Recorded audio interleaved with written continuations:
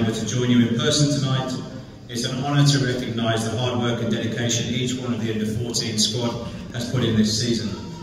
Our aim from the beginning of the season was not just to compete, but to create an environment where we could enjoy each other's success, knowing that every individual performance contributes to a collective goal.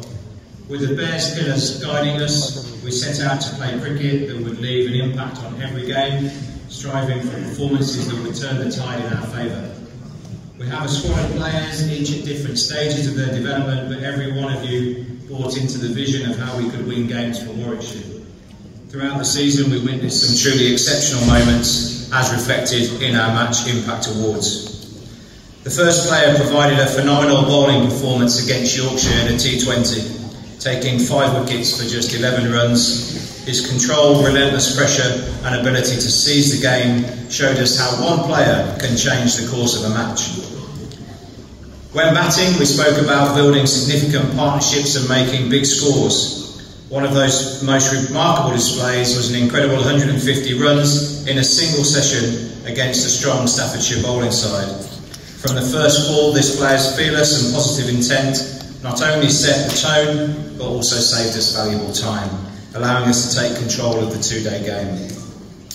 So the Match Impact Awards to begin with, for this 5 for 11 and for the 150 are to Mushraf Mir and Ayan Khan.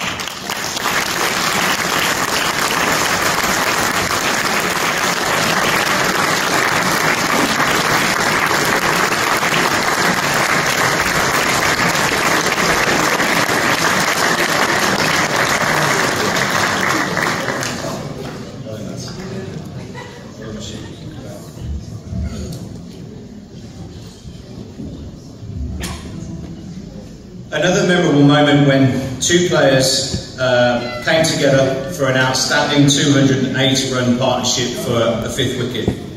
One showing power and dominance combined with the other's ability to find the gaps with elegance. They were a pleasure to watch, especially on a very hot afternoon in Stratford. Our next Impact Awards for their 200-odd partnership goes to Usman Tahir and Yash Gupta.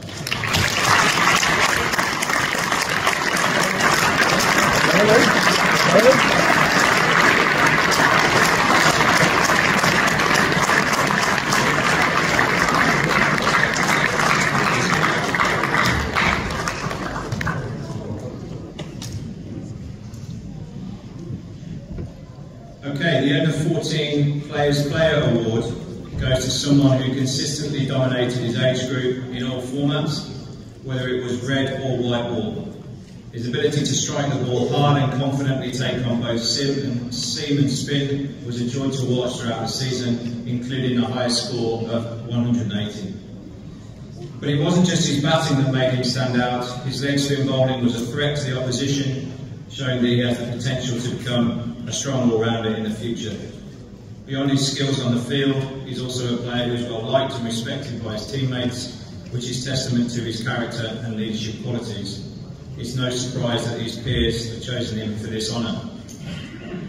The Warwickshire Bear Award goes to someone who truly embodies what the Bears stand for: team first, positivity, smartness and readiness. This player has consistently shown us what it means to live by those values. Whether on or off the pitch, he always gives 100%, playing with heart and determination. He leads by example, always striving to improve and never backing down from a challenge. It's been a pleasure watching him grow, and his commitment to the team and his own development has been exceptional. So the Under-14 Players Player of the Year is Usman Tahir, and the Warwickshire Bear of the Year is Jamie Tregalis.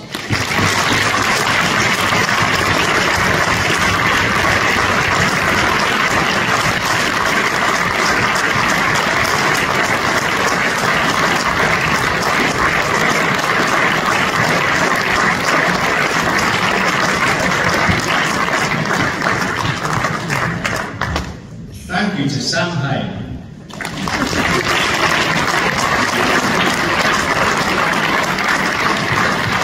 Standard of opposition, the heat, and by the way, the standard of opposition out there, we always ask for adult opposition.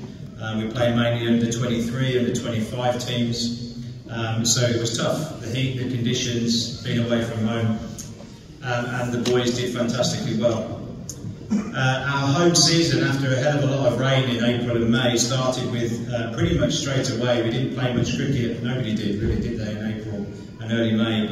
So we had to go straight into the ECB T20 competition, which basically dovetails with the second 11 and the start of the first 11 Blast competition. So everybody's playing T20 almost at the same time. It didn't start well. We lost our first 2 games. We lost to Northampton to Worcester. But then something incredible happened. The group pulled together, showed an awful lot of character. We had to rearrange quite a few games, and we won 3 games on the bounce then in the group, beating Gloucestershire and Somerset on the same day, and actually meant that we qualified for the national finals day. 3 teams qualified. Ourselves played Leicester in the eliminator, and Kent were already through to the final. The boys sadly lost to Leicestershire. It was only a couple of weeks ago, but it was an interesting surface. You know, the surface did quite a little bit, you know, for a T20 surface, and it was quite a low-scoring, tight affair. And to be honest, after a rocky start, the boys pulled it back and made the game hugely competitive. Across the T20 competition, just a couple of honourable mentions really. It's been some fantastic performances. Against in the Northampton game, Taz Ali 5 for 15 off 4 overs. In the Wales game, Theo Wiley 59 off 44.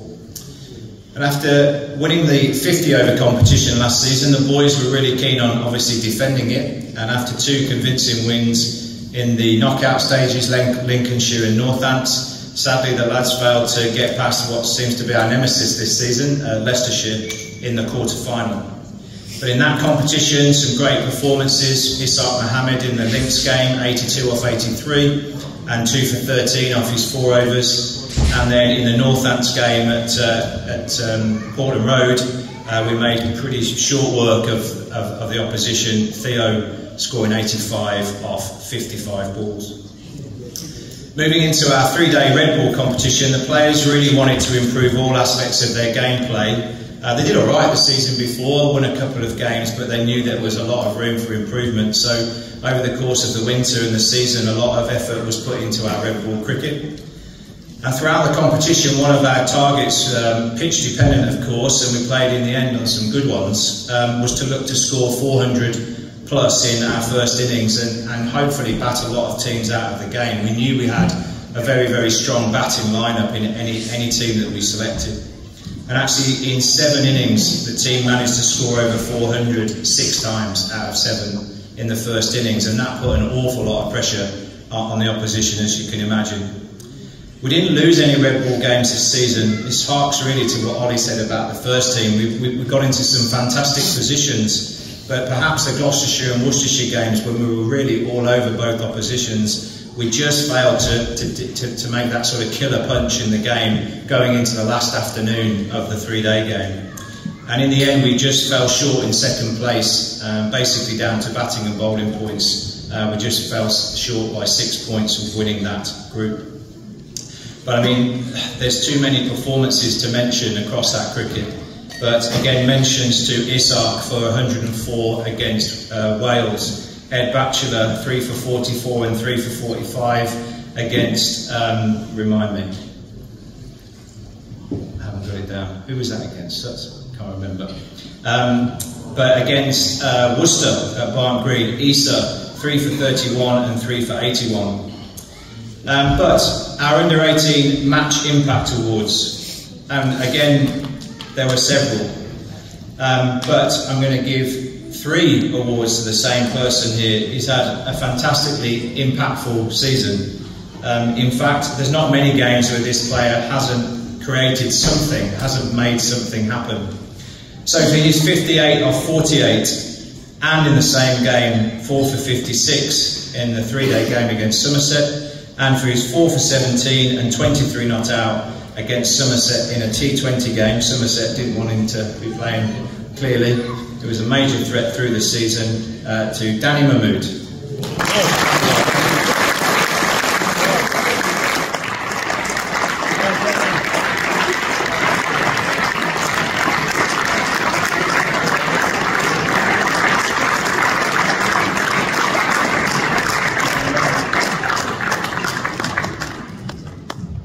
and the award to the best jacket of the evening as well. The course of the season, that's a lot of cricket. 7 3-day matches in 8 weeks in the under-18s, and one of the first was against Nottinghamshire, and we played bloody well, to be fair, at Moseley. And in that game,